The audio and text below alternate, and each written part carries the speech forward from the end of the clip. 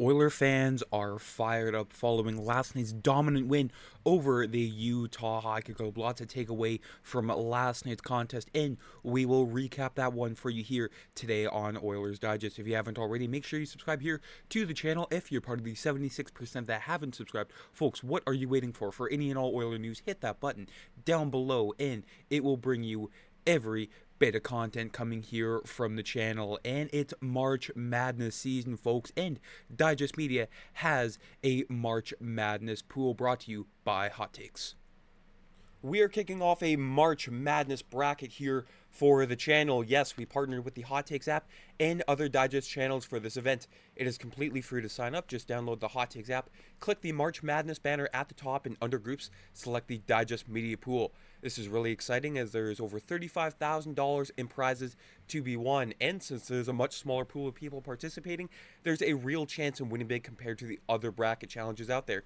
Check out the link below or scan the QR code to download the app, and make sure to use the promo code DIGEST in all caps to get exclusive perks when signing in. Again, it's completely free, and you have a serious chance of winning big. If you have troubles signing in to the Hot Takes app, make sure to use the email down below in the description, and they will get you all sorted out. I'd love to see you there. March 16th is the main event bracket. Lots of basketball, lots of winning. So again, hope to see you. And once again, thank you to Hot Takes. Not only are we waiting for March Madness on the court, but last night on the ice, there was much more March Madness as the Oilers take on the Utah Hockey Club in seventh heaven, as last night the Oilers explode for 7 goals against Karel Vejmelka and Jackson Stauber between the pipes. Of course, it was, Edmonton's first game with 6 goals since January 23rd against the Vancouver Canucks there, as they take it by a score of 7-1. Just taking a look at the scoring summary here. Ryan Nugent-Hopkins short-handed their beautiful goal all alone in on Karel Vejmelka. Their short-handed one from Ryan Nugent-Hopkins, of course, heating up since the New York Ranger game. Of course, Ryan Nugent-Hopkins been very, very quiet so far up to this point, but the Nuge is becoming huge. And then Zach Hyman there on the doorstep from Ryan Nugent-Hopkins on the tail end of an Edmonton power play. Of course, Utah was looking over at Leon Draisaitl for that one-timer pass, but they forgot about Zach Hyman with the assist again from Nugent-Hopkins in Connor McDavid. And then before the end of the first period, it looked like, Matisse Ekholm was going to wind out the clock there for the first period, but a beautiful play, a slingshot play. Of course, Ekholm fires it up to Evan Bouchard at center ice, and then Bouchard, a nice little one-touch pass to Connor McDavid. And folks, if you're worried about Connor McDavid, I wouldn't be. I think he's back. And then in the second period, of course, this game was all Edmonton after the puck dropped to begin the game. Of course, Zach Hyman gets on the board again. Vasily Podkolzin, Podzilla gets on the board.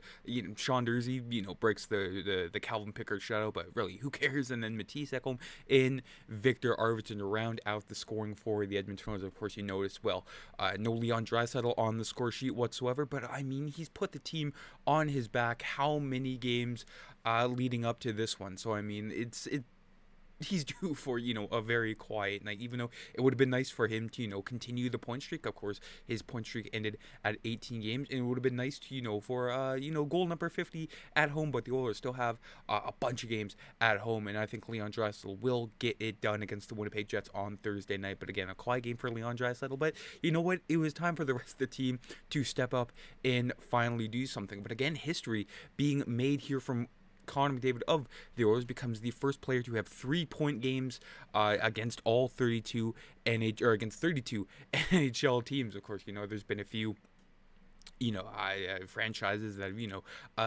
dissolved in the past there. And hopefully Connor McDavid doesn't record a point against the Edmonton Oilers, but becomes the first player to have a 3-point games against 32 NHL teams. Just taking a look at the stats here from last night. Shots on goal 42-30 in favor of the Edmonton Oilers. Of course, 30 shots on goal. It's a bit high, but you know what? At no point did I ever feel threatened by Utah at any point of the game there. Utah going 0-for-3 on all 3 of their power plays. Edmonton just making Utah look foolish on the penalty kill, but Edmonton themselves going 0-for-3, although one of their goals came 4 seconds after the first penalty expired there, so you can kind of count it as a power play goal. But Again, big time players stepping up here for the Oilers. Ryan Nugent-Hopkins with a 3-point night, McDavid with a 3-point night, Zach Hyman with a 3-point night, Matisse Ekholm in his return to the lineup with a 3-point night, and then of course 1 point each from Podkolzin, Evan Bouchard, in Victor Arvidsson. It'd be nice for Victor Arvidsson to again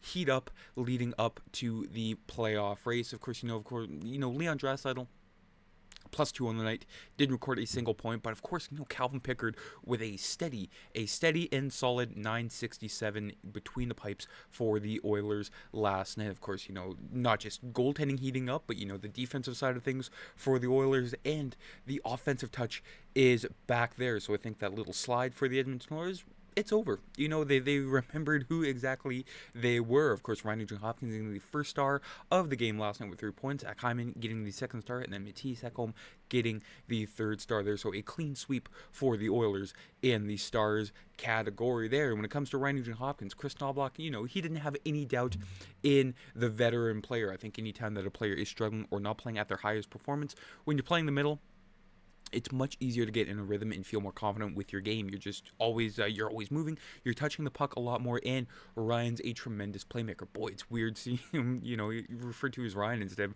Nuge, but that's just the way coaching goes. He's got a lot of speed on both wings, especially with Arvidsson and Podkolzin there that are helping him out. But it's nice to see that he's making some nice plays and playing with a lot of confidence. And confidence goes a long way with just your game in general there. Of course, when you got the yips, it's not as fun to be out there on the ice, but I think everybody is getting their confidence back. You can see there the forward lines. I highlighted, the fourth line of Janmark, Henrik, and Kapanen. Kind of got shelled, but I mean, it's a fourth line, right? You can't expect them to, do big time things, although it'd be nice to see Adam Henrique do a little bit more there. But you can see, the Connor Brown, Leon Draisaitl, and Corey Perry line, fantastic with 11 minutes played. It'd be interesting to see if they put Trent Frederick with Leon Draisaitl whenever he is healthy, and sort of, shuffle either Corey Perry or Connor Brown down the lineup there. Arvidsson, Nugent-Hopkins, Podkolzin, a fantastic third line for the Oilers, and then Hyman, McDavid, in Skinner. Kris Knoblauch giving Jeff Skinner a lot of rope, which is very good at this time of the season there, because, again, it all comes back to confidence. And he said in the post-game interview, you might see these lines, a little bit more as the season continues to, wind down here, and, confidence. And, just the basic chemistry, that is something that, Kris Knoblauch has tried to, blend all season long, trying to find something that works. But I think he found something that finally works there. A very balanced lineup for the Edmonton Oilers there. Just taking a look at the individual stats. McDavid dominating as per usual. Ryan Nugent-Hopkins with a solid 69 Corsi 4 percentage. Evan Bouchard, I think a lot of you owe Evan Bouchard an apology, especially the way he's played since the trade deadline. I don't know if you got nervous around the trade deadline, but ever since then he's been a fantastic player here for the Oilers, and he's even better now that Matisse Ekholm is back on his left side there. But just taking a look at the overall natural stat trick, the analytics here, of course, Corsi for and Corsi against for the Oilers, giving up 61 shot attempts from the Utah Hockey Club, but putting up 72 of their own there. And of course, at no point, like I said, did I ever feel worry about Utah making a threat in this game there, with Edmonton dominating the high danger chances 18-8. But it's not just an offensive effort, but again, it's the cohesiveness between the goaltending and the defensive core there. You can see Nurse and Wallman playing 14 minutes together. Sure, the Corsi the Corsi percentage not exactly all there. It's not the worst, but of course, I'm loving the way Jake Wallman has been playing in an Oilers uniform ever since they acquired him from the San Jose Sharks there. But it's nice to see so many combinations that, Paul Coffey and Kris Knoblauch can use on the defensive side and sort of get everyone sort of gelling together there. You saw, Brett Kulak and Troy Stetcher. You saw Wallman and Bouchard for a bit. Saw Kulak and Nurse for a bit. And you even saw, Ekholm with Nurse Kulak and Kulak with Evan Bouchard there. So, tons of opportunities there for everyone to sort of get to know each other there on the blue line there. And even Darnell Nurse said, I think Eki and Bouchard were great out there and they made amazing plays. I think the six of us as a group, as we continue to get more and more chemistry in mesh, it's really exciting to look at our back end and be a part of it. And that's not even including, a guy like, John Klingberg. Almost forgot his name for a second because he hasn't been in the lineup. But, the six in John Klingberg there. So again, lots of opportunities for each defenseman to sort of, make their presence known in the Oiler lineup there. And Kris Knoblauch, commenting on Ekholm's return, it didn't look like he missed any time at all the way he was moving the puck, making plays in, finishing his checks.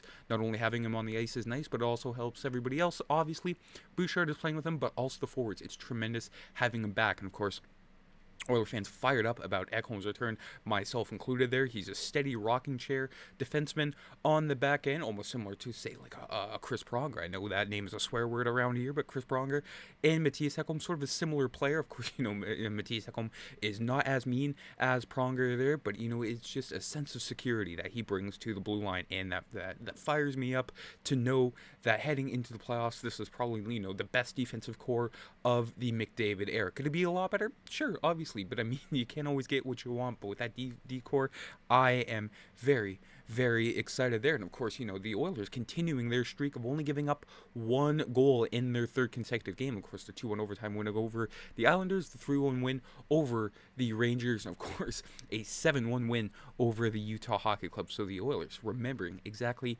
who they are. Nurse, he exemplifies, the importance of defense for our group. I think we understand if we want to have the season that we want to have, it's going to come down to defending at the end of the day. For us to put that together, it's got to continue. I think there's been a lot of good steps defensively in limiting things to the outside, and then our goaltenders have also been awesome for us the last three.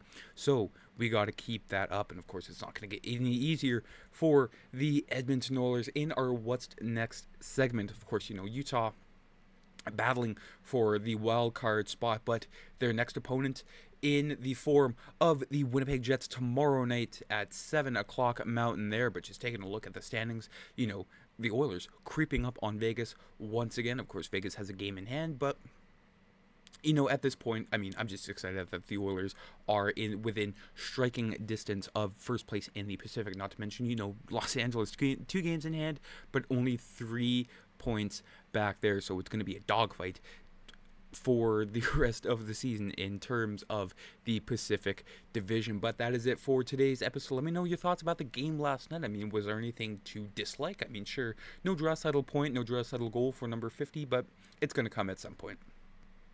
Other than that, I mean, it was a perfect game played by the Edmonton Oilers. Offensively, defensively, steadiness between the pipes. I'm very interested to know what your thoughts are. And if you haven't already, make sure you subscribe and join our Hot Takes March Madness pool. It all starts tomorrow, folks. It's going to be 12 hours of basketball on Thursday and Friday there. So it should be very exciting. I'm excited to do nothing all weekend. But take care. Have a great rest of the day, folks.